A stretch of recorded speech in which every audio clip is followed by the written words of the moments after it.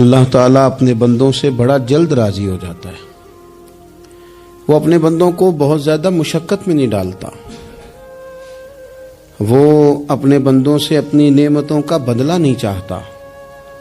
بہت سخت مشقت والی عبادتیں نعمتوں کے بدلے نہیں چاہتا. وہ بڑی جلدی رحم فرماتا ہے. ماں پیار کرتی ہے اپنے بچے سے، لیکن وہ ناراض بھی ہو جاتی ہے بعض چیزوں میں. بعض معاملات اس کا دل بھی دکھاتے ہیں. بعض جگہ وہ رو کے یہ بھی کہتی ہے کہ تو نے میری محبت کا کوئی نتیجہ نہیں مجھے دیا، میری ساری کمائی تو نے ضائع کر دی. والد بہت ساری جگہوں پہ ناراض ہوتا ہے، شکوہ کرتا ہے، کہتا ہے میری بیماریوں کی، پریشانیوں کی، بڑھاپے کی، کمزوریاں کا سبب بیٹے تو ہی بن گیا. یہ ساری تکلیفیں تو ٹھیک ہو جائیں تو میری شاید عمر بھی بڑھ جائے، صحت بھی ٹھیک ہو جائے، میں زیادہ دیر جوان رہ سکوں. ناراض ہوتے ہیں ماں باپ. اسی طرح ماں باپ راضی بھی ہو جاتے ہیں، وہ بڑی جلدی راضی ہو جاتے ہیں. میں اکثر کہتا ہوں کہ والد کو راضی کرنے میں 5-7 منٹ لگ جاتے ہیں، اماں تو 1.5-2 منٹ میں راضی ہو جاتی ہے. ابا جی کو 5-7 منٹ لگتے ہیں، کئی دفعہ کہنا پڑتا ہے، کوئی دلائل دینے پڑتے ہیں. لیکن والدہ کے لیے تو کچھ بھی نہیں. آپ نیرا جا کے پیروں میں بیٹھ ہی جائیں، کچھ بھی نہ کریں. آپ پورا روئیں نہ، رونے والا منہ ہی بن جائے تو اماں تو نرم ہی نرم ہے. جس وقت جو مرضی آپ کرا لیں ہو گیا. اللہ تبارک و تعالی بلا مثال و بلا تشبیہ سمجھانے کے لیے عرض کرتا ہوں، اللہ بھی بعض معاملات میں اپنے بندوں سے ناراض ہو جاتا ہے. وہ کہتا ہے میں تکبر کرنے والوں کو پسند نہیں کرتا. وہ کہتا ہے فسادی پسند نہیں ہے. وہ فرماتا ہے کہ راہوں میں کجی کرنے والے پسند نہیں ہیں. وہ فرماتا ہے کہ بدعہدیاں کرو گے تو میں صبح قیامت تم سے سوالات کروں گا.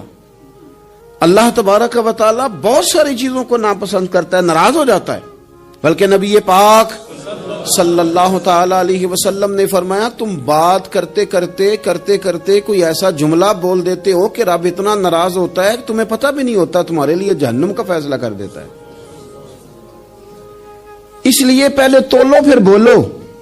خود اپنے لفظوں کی تو تم پہرے داری کرو نا کہ میں کیا کہہ رہا ہوں.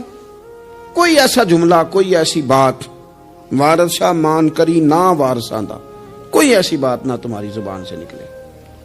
اور حضور یہ بھی فرماتے ہیں کہ اس کا دوسرا پہلو بھی ہے. بعض اوقات تم بات کرتے کرتے کرتے کرتے ایسا جملہ کہتے ہو وہ اتنا راضی ہوتا ہے کہ تمہارے لیے جنت کا فیصلہ فرما دیتا ہے. مسلمان کو اب یہ حکم ہے، اس ساری گفتگو کا نتیجہ یہ ہے کہ وہ اپنے جذبات پر، خیالات پر، نگاہوں پر، زبان پر، کانوں پر تھوڑی توجہ دے. بے لگام نہ بنے، بے ترتیب نہ بنے. جو طبیعت میں آئے کر نہ گزرے. تھوڑا سا نہ سوچے سمجھے اور تھوڑا سنبھل کے چلے. کبھی ان کاموں کی طرف نہ جائے جن سے رب ناراض ہو جاتا ہے. ان کاموں کی طرف بڑھے جن سے اللہ راضی ہوتا ہے. میرے نبی پاک صلی اللہ تعالی علیہ وآلہ وسلم نے ارشاد فرمایا، بعض احادیث میں لفظ یہ ہیں کہ اللہ اپنے بندوں کو دیکھ کے مسکراتا ہے جو اس کی شان کے لائق. جس ترتیب سے ہم مسکراتے ہیں، جس ترتیب سے ہم روتے ہیں، جس ترتیب سے ہم کسی بات کا اظہار تشکر کرتے ہیں، خدا ان باتوں سے پاک ہے. اب بہت ساری حدیثوں میں آیا کہ وہ مسکراتا ہے، تو کیا مطلب ہے مسکرانے کا؟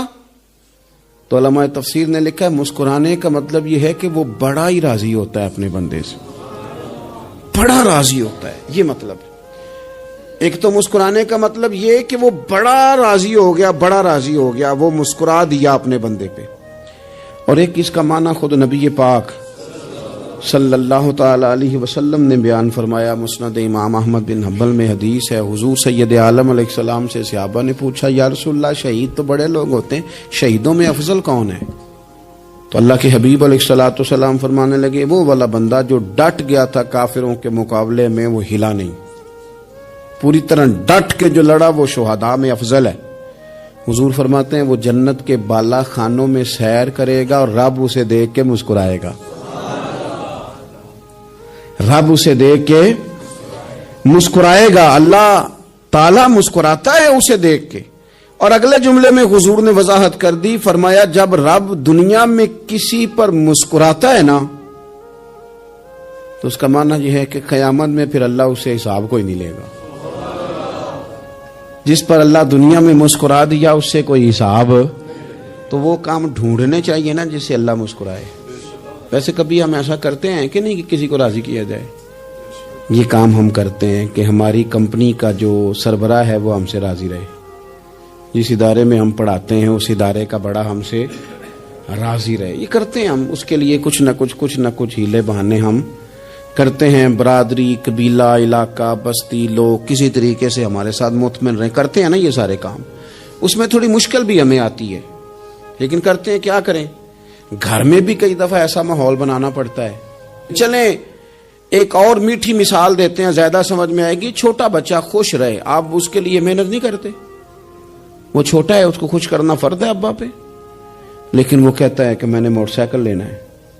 چھوٹا ہے، چلا ہی نہیں پائے گا، تو ابا پھر اسے راضی کرتا ہے، کہتا ہے بیٹے چھوٹا سائیکل لے لے، چل میں تجھے اڑانے والا جہاز لے دیتا ہوں. مقصود کیا ہے کہ اس کو ناراض نہیں کرنا، یہ روئے نہ، اس کا دل نہ ٹوٹے. ہو یارو سنو نا میں کیا کہہ رہا ہوں. اگر چھوٹے بچے کے لیے وہ چیزیں ڈھونڈتے ہو، میرے ابا جی نا اپنے نواسے کے لیے کھلونا لے کے آئے تو بچہ بڑا ہی کھیلا تو ابا جی کہنے لگے لو پیسے پورے ہو گئے میرے.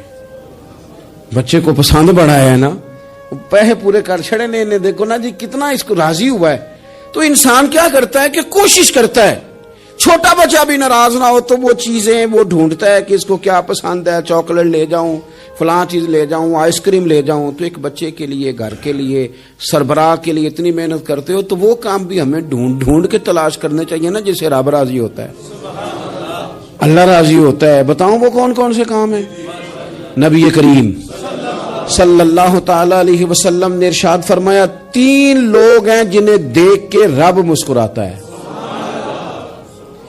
یا رسول اللہ صلی اللہ علیہ وسلم وہ کون کون سے؟ تو محبوب فرمانے لگے ایک وہ بندہ ساری مخلوق سوئی ہے، آدھی رات ہے، رات کا پچھلا پہر ہے، اس نے اٹھ کے وضو کر لیا، مصلی پہ کھڑا ہو گیا خدا کی یاد میں. فرمایا اسے دیکھ کے رب مسکراتا ہے جو اس کی شان کے لائق ہے. مسکراتا ہے اللہ. یہ تو سونے کا ٹائم تھا، یہ تو گہری نیند آنے کا وقت تھا، رات کا پچھلا پہر. رات پوے تے بے درداں نو نیند پیاری آوے، تے درد منداں نو یاد سجن دی ستیاں وی آن جگاوے. اور ساون کی کالی راتوں میں جب بوندا باندی ہوتی ہے، وہ راتوں کو اٹھ اٹھ روتے ہیں جب خلقت ساری سوتی ہے. اللہ مسکراتا ہے. اور سننا میرے بھائی، میرے نبی پاک صلی اللہ تعالی علیہ وسلم فرماتے ہیں جب مسلمان نماز کے لیے صفیں بناتے ہیں نا، ترتیب لگ رہی ہوتی ہے، اب اللہ کی بارگاہ میں کھڑے ہوں گے، قیام کریں گے، رکوع کریں گے، سجود کریں گے. فرمایا جب مومن صفیں بناتے ہیں تو رب دیکھ کے مسکراتا ہے،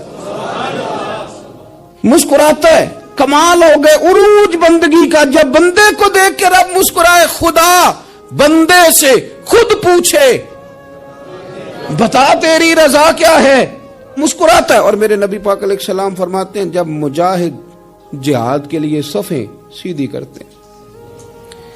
آج تو یہ رب کے نام پہ مرنے ہی آ گئے. یہ صفوں میں کھڑے ہوں گے، ترتیب سے لڑیں گے، ترتیب سے گلا کاٹیں گے کافروں کا یا شہادت لیں گے. فرمایا جب جہاد کے لوگ صفیں بناتے ہیں تو رب انہیں دیکھ کے مسکراتا ہے. کتنے نصیبوں والا وہ بندہ ہے جسے دیکھ کے مسکرا دیا. او یار کبھی تیرا بیٹا تیرے سامنے مسکرائے نا چھوٹا، تو تیرا دل باغ باغ ہو جاتا ہے.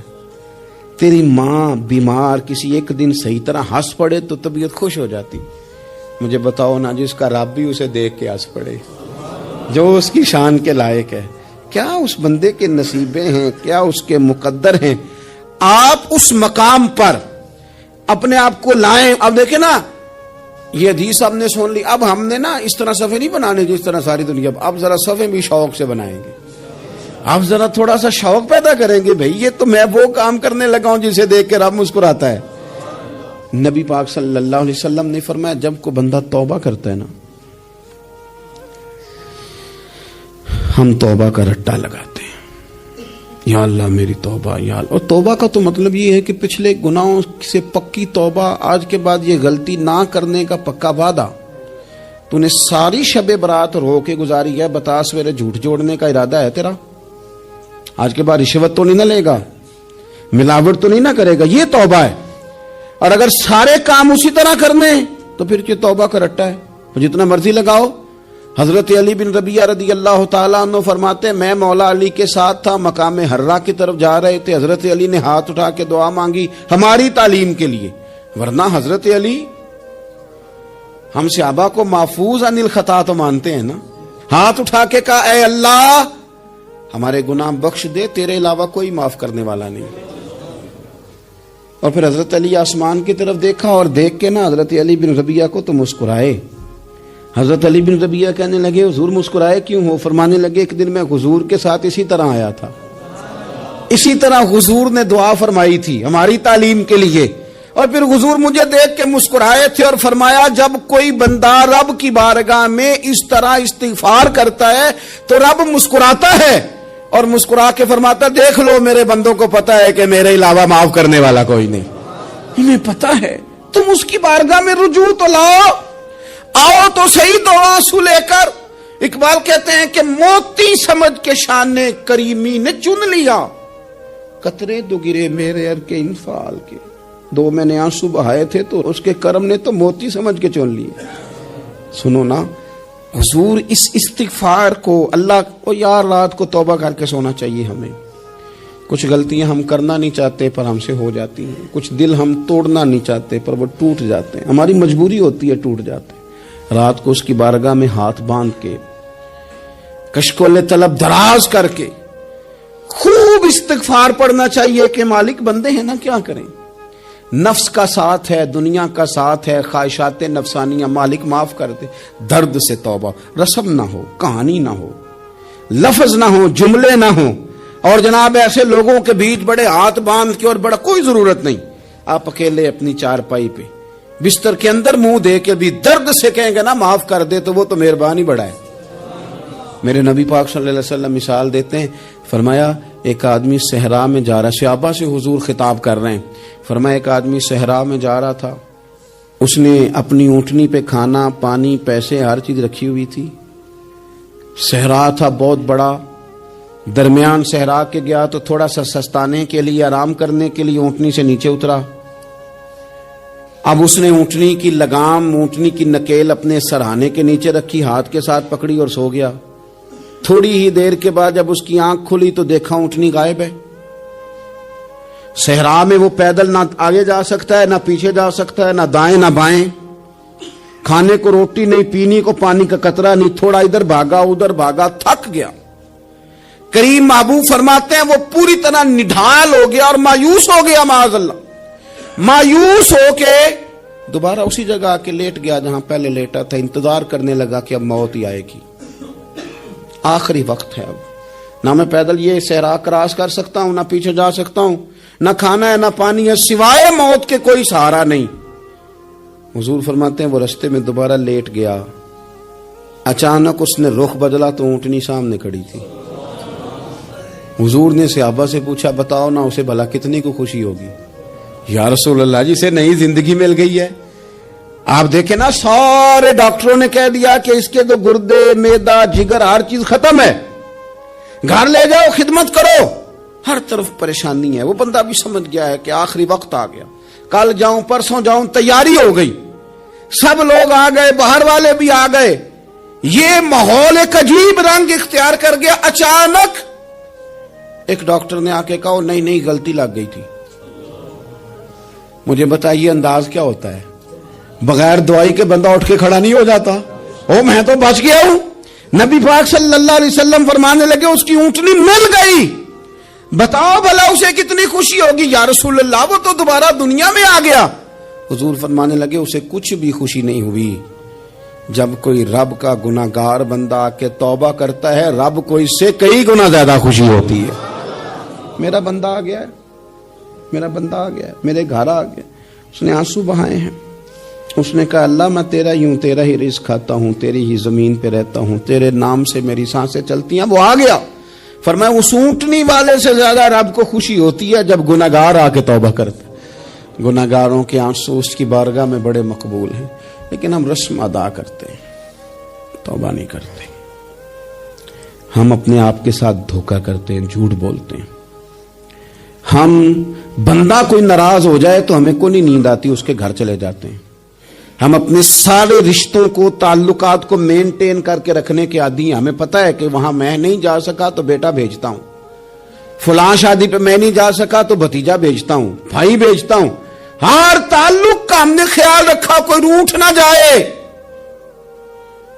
لیکن کمال ہے نا, یہ نہیں سوچا کہ اگر رب روٹھ گیا تو جب وہ روٹھ جائے نا تو سارے رشتے بھی بندے کے پاس موجود ہوں تو کوئی کارآمد نہیں ہوتا. پھر کروڑوں روپیہ جیب میں ہوں تو ڈاکٹروں کی دوائیاں اثر نہیں کرتی. وہ روٹھ جائے تو پھر انسان اس طرح سے پھسلتا ہے کہ بڑے بڑے اس کے پاس دروازے ہوتے ہیں پر کسی جگہ اس کا ہاتھ نہیں لگتا. خدا را خیال کریں, دنیا روٹتی ہے تو روٹھ جائے, رب رسول ناراض نہ ہونے پائیں, اس کا خیال کریں. حضور فرماتے ہیں وہ مسکراتا ہے, اسے خوشی ہوتی ہے جب کوئی اس کا بندہ اس کی طرف رجوع کرتا ہے. میرے عزیزو, رسول پاک صلی اللہ تعالی علیہ وسلم نے ان لوگوں کے تذکرے کیے جنہیں دیکھ کے رب مسکراتا ہے. ہم نا گناہگاروں پر بھی فتویٰ دینے میں جلدی کرتے ہیں اور نیکی پر بشارت دینے میں بھی جلدی کرتے ہیں, حالانکہ یہ ہماری ذمہ داری نہیں. پتہ نہیں اللہ تعالیٰ کس کو کب توفیق توبہ دے کے اپنے قریب کر لے, لیکن بڑی جلدی ہے, بڑی جلدی فتویٰ دینے میں. اور یہ فتویٰ اب صرف مفتیوں کا نہیں رہ گیا, یہ میری طرح کے آپ کی طرح کے ڈھیروں لوگ ہیں جنہوں نے جیبوں میں فتوے ڈالے ہوئے. بھئی آپ نے کیوں ذمہ داری لے لی ہے جنت میں داخل کرنے کی اور نکالنے کی؟ یہ تو میرے رب کریم کا کرم ہے, وہ جس کو چاہے جب چاہے جتنا چاہے عطا کرے. لیکن کچھ لوگ نا بڑے پکے ہو گئے ہیں کہ شاید جو میں سوچ رہا ہوں وہی درست ہے. کبھی کبھی کچھ چیزیں عجیب بھی ہوتی ہیں, لہذا خدا کی رحمت پر بھروسہ کر کے بات کرنی چاہیے. اپنی مرضی کے فتوے نہیں داغنے چاہیے.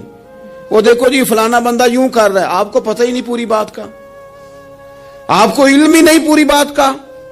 حضرت بہاءاللہ نقشبند بخاری رحمت اللہ علیہ فرماتے ہیں میں حج کرنے گیا تو وہاں میں نے ایک آدمی کو کروڑوں کا کاروبار کرتے دیکھا تو میرے دل میں خیال ہے یہاں بھی اللہ اللہ کرنی چاہیے تھی, دنیا داری کر رہا ہے. لیکن فرماتے ہیں حج سے فارغ ہوئے تو میں نے دیکھا وہی بندہ سارا کچھ رب کی بارگاہ میں خیرات کر رہا ہے اور سینکڑوں غریب حاجی ہیں جن کو پورے خرچے دے رہا ہے. تو میں نے وہی اپنی سوچ سے توبہ کی کہ میں کہاں تھا. بڑی جلدی کھڑے نہ ہو جائیں. حضرت حسن بصری رحمت اللہ تعالی علیہ ارشاد فرماتے ہیں کہ میں دریا کے کنارے گیا تو وہاں میں نے ایک شخص کو دیکھا, وہ اپنی ایک خاتون کی گود میں سر رکھ کے بیٹھا اور قریب ایک بوتل بھی پڑی ہے. میرے دل میں معاذ اللہ خیال آیا کہ دیکھو کس انداز میں ایک عورت کے ساتھ یہ ہے اور پاس بوتل بھی پڑی ہے, جانے شراب ہے. کہتے میں سوچ ہی رہا تھا کہ اچانک ایک کشتی آ رہی تھی دریا میں, وہ ہجکو لے کھائے, کشتی میں 4-5 لوگ تھے, وہ دریا میں ڈوبنے لگے. وہ آدمی تیزی سے اٹھا, دریا میں چھلانگ لگائی, پہلے ایک کو نکالا, پھر دوسرا نکالا, پھر تیسرا نکالا. ایک بندہ رہ گیا, کہنے لگا حضور مجھے تو آپ نے گناہگار سمجھا ہے, میں تو بڑے غلط انداز میں یہاں بیٹھا ہوں, آپ نے جو سوچا چلیں گے چوتھا بندہ آپ نکالنا ہے. کرے نا یہ کام, کرے نا یہ کام. بڑے بھولے بھالے بڑے اللہ والے, ریاض آپ کو بس ہم ہی جانتے ہیں. اتنی جلدی فتویٰ. حضرت حسن بصری فرماتے ہیں میں پشیمان ہوا, میں نے کہا مجھے تیرنا نہیں آتا, تو دیر نہ کر, چوتھا ڈوب نہ جائے. پھر اس نے چھلانگ لگائی, چوتھا بھی نکال لایا اور کہنے لگا حضرت آپ نے جلدی کی سوچنے میں, یہ بی بی میری ماں ہے اور یہ سرکے کی بوتل ہے. ہم ماں بیٹے کا یہ مشغلہ ہے کہ یہ وہ جگہ ہے جہاں آ کے لوگ مسافر اترتے ہیں اور یہاں سے کسی کا گھر 100 میل ہے, کسی کا 200 میل ہے. ہم صبح سرکہ کھجوریں روٹیاں لے کے یہاں آتے ہیں, مسافروں کی نوکری کرتے ہیں, کوئی پریشان ہو تو مدد کرتے ہیں. حضرت خواجہ حسن بصری فرماتے ہیں میں نے معافی مانگی, ان سے بھی مانگی, رب سے بھی مانگی. انہوں نے مانگ لی نا, بزرگ تھے, پر ہم کو نہیں تیار مانگنے کو. ہم ہر وقت بدگمانیاں, وہ فلانے جرم کرتا تھا, میں اسے اب کیسے نیک مان لوں. بھئی اب وہ نمازی ہے, خدا کے گھر آتا جاتا ہے, اب اللہ کی بارگاہ میں حاضر ہوتا ہے. جب رب نے معاف کر دیا تو بھی سوچ بدل جا. سنیں حضور کیا فرماتے ہیں. نبی پاک صاحب الاخلاق صلی اللہ تعالی علیہ وسلم فرماتے ہیں, مسند امام احمد بن حنبل دیکھیے, فرمایا رب اس وقت بڑا ہی مسکرائے گا جب قاتل بھی جنت میں جائے گا, مقتول بھی جنت میں جائے گا. یا رسول اللہ مقتول تو گیا, یہ قاتل کیسے چلا گیا؟ حضور فرماتے ہیں جائے گا, اور رب مسکرائے گا جو اس کی شان کے لائق ہے. یا رسول اللہ کس طرح؟ تو نبی پاک صلی اللہ علیہ وسلم فرمانے لگے اس نے ایک مومن کو قتل کیا تھا، وہ شہید ہو کے جنت میں چلا گیا، اب اللہ نے بعد میں اسے توبہ کی توفیق دے دی۔ پہلے اس نے کلمہ پڑھا، پھر یہ میدان میں اترا، کافروں سے لڑا، یہ شہید ہوا، رب نے اسے بھی جنت دے دی۔ قاتل بھی جنت میں، مقتول بھی جنت میں، اور بات اتنی انوکھی ہے کہ رب دیکھ کے مسکرا رہا ہے، جو اس کی شان کے لائق ہے۔ ہم جلدی میں ہیں، ہم انتظار نہیں کر رہے کہ شاید توبہ کر جائے، ہم انتظار نہیں کر رہے، لیکن میرے عزیز اتنی جلدی نہ کریں۔ سوچوں کا صاف ہونا، ذہنوں کا پاک ہونا، اور لوگوں کے بارے میں گمان کا اچھا ہونا۔ آپ کسی نفسیات کے ڈاکٹر کے پاس چلے جائیں، اسے کہیں ٹینشن بڑی ہے، میں ان کے مضامین پڑھتا رہتا ہوں، وہ سب سے پہلا سبق آپ کو یہ پڑھائیں گے کہ اچھا سوچا کریں۔ اچھا سوچنے سے بندہ تندرست رہتا ہے۔ کس سے بندہ تندرست رہتا ہے؟ ہیں جی، واقعی، یعنی اس والے پڑوسی کے بارے میں بھی اچھا سوچنا ہے، گھر میں اس والے کے بارے میں بھی، چھوٹے بھائی کے بارے میں بھی اچھا سوچنا ہے، اور بڑے کے بارے میں بھی اچھا ہی سوچنا ہے۔ یعنی اپنی برادری قبیلے کے بارے میں بھی اچھا سوچیں، جو قبیلے کا نہیں اس کے بارے میں بھی چلیں تھوڑا سا اچھا سوچ لیں۔ اپنے بارے میں تو اچھا سوچا ہے بڑا، میں کہتا ہوں کہ ہم اپنی غلطیوں سمیت اپنے آپ سے بڑا پیار کرتے ہیں، اور دوسرے کی ایک غلطی نظر آ جائے تو ہمیں گھین آنے لگ جاتی ہے۔ آپ جلدی نہ کریں، مالک نے موقع دیا ہے بندوں کو، نہ وہ کسی کا رزق چھین رہا ہے، نہ سانسیں چھین رہا ہے، وہ اپنی زمین پہ چلنے بھی دے رہا ہے، رہنے بھی دے رہا ہے۔ تو جب اس نے موقع دیا ہے، آپ بھی تھوڑا موقع دیں۔ اللہ بڑا کریم ہے، دروازے کھولے گا، اس کے بندے اس کی بارگاہ تک پہنچیں گے۔ بدگمانیاں، اور پھر بدگمانیوں کا عروج، اور اس لیول تک جا کے بات کر دینے کا جہاں سے خوف آئے کہ یار یہ بات نہیں کرنی چاہیے۔ رسول کائنات سرور دو عالم صلی اللہ تعالی علیہ وسلم فرماتے ہیں کہ اللہ مسکراتا ہے۔ دیکھو ہمارے ہاں نا ایک اور بھی مسئلہ بن گیا ہے، میں نے کچھ لوگوں کو نا پکا، میرے پیارے ہیں، محبت ہے مجھے، تو میں چونکہ آپ میری کلاس ہیں، میں مشاہداتی اور تجرباتی باتیں بھی کر لیتا ہوں، اسی کی روشنی میں کئی دفعہ گفتگو بھی تیار کرتا ہوں۔ کچھ لوگوں نے نا پکا ذہن بنا لیا یہ کہنے کا کہ ہاتھ بڑا تنگ ہے، پکا، آپ جس وقت پوچھ لیں ان کا ہاتھ اور بڑا ہی زیادہ تنگ ہے۔ آپ یقین کریں، بہن کا جو خامند ہے وہ کہہ رہا ہے جا حصہ لے کے آ، تیرے بھائیوں کی کمائی تو نہیں، تیرے ابا کی ہے، لے کے آ۔ وہ بیچاری اس کی منتیں کر رہی ہے، کہتی ہے اگر جاؤں گی نا تو وہ کہیں گے حصہ لے جا، آج کے بعد ہمارے گھر نہ آنا، میرا دروازہ نہ بند کرو، مہربانی کرو۔ اور بھائی سے بات کرتی ہے تو کہتا ہے ہاتھ ہی بڑا تنگ ہے، جب ٹھیک ہوگا تو دے دوں گا۔ نہ کریں یہ ظلم۔ ہمارے اپنے تڑپتے رہتے ہیں اور ہماری دولتیں اندر پڑی رہتی ہیں، ہمارے اپنے چھوٹی چھوٹی ضروریات کے لیے پریشان ہوتے ہیں، لیکن ہم بڑے بڑے بہانے ہیں ہمارے پاس، کہتے ہیں یہ نکما ہے، یہ نکھٹو ہے، یہ کام نہیں کرتا، اس میں فلانا ہے، بے فلانا ہے، بلے میں نے نہیں ساتھ چلنا۔ اظہار جب آپ کے اندر پیدا ہوتا ہے نا، اظہار، جب کسی کے لیے آپ حساس ہوتے ہیں تو آپ کو بھی سرور حاصل ہوتا ہے۔ نہ کریں یہ کام کہ آپ کو اللہ نے وسعت دی اور ہر وقت آپ ہاتھ تانگ ہونے کا رونا رو رہے ہیں، ہر وقت آپ یہ کہہ رہے ہیں میں بڑی آزمائش میں ہوں، جب خدا نے آپ پہ نہیں ڈالی تو اتنے جھوٹ بولنا صرف اس لیے کہ میرے پیسے بچ جائیں، صرف اس لیے کہانی سنانا کہ حالات میرے بڑے خراب ہیں کہ کوئی بندہ میرے سے کوئی تھوڑا بہت قرض نہ مانگ لے۔ سنو، نبی پاک صلی اللہ علیہ وسلم کے پاس مہمان آ گیا، بخاری مسلم ہے، حضور نے ازواج مطہرات کے گھروں میں پیغام بھیجا، کچھ چیز ہے ضیافت کے لیے؟ یا رسول اللہ کچھ بھی نہیں، یہ دو جہاں کے شاہ ہیں اور پاس کچھ رکھتے نہیں، دو جہاں کی نعمتیں ہیں ان کے خالی ہاتھ میں۔ یا رسول اللہ کوئی چیز بھی نہیں۔ حضور نے صحابہ کے مجمع پہ نظر ڈالی، یا رسول اللہ صلی اللہ علیہ وسلم حکم ہو، تو حضور فرمانے لگے تم میں سے کوئی بندہ ہے جو اسے گھر لے جائے روٹی کھلائے؟ ایک صحابی اٹھے فوراً، حضور میں لے کے جاتا ہوں کھانا کھلاتا ہوں۔ فرماتے ہیں میرے گھر میں صرف بچوں کا کھانا تھا،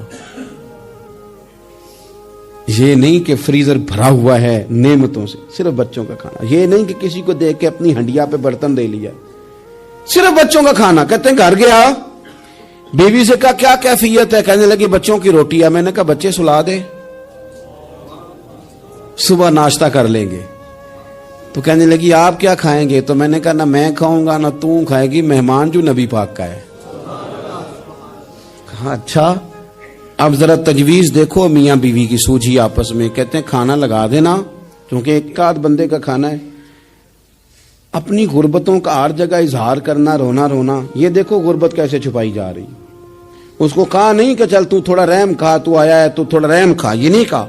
کہا اٹھ کے نا تو کھانا رکھنا اور اٹھ کے نا چراغ ٹھیک کرنے کے بہانے بجھا دینا. ہم دنیا والوں کے سامنے کیوں اپنے دکھ بیان کریں؟ ہم جو کہیں گے رب رسول کی بارگاہ میں کہیں گے.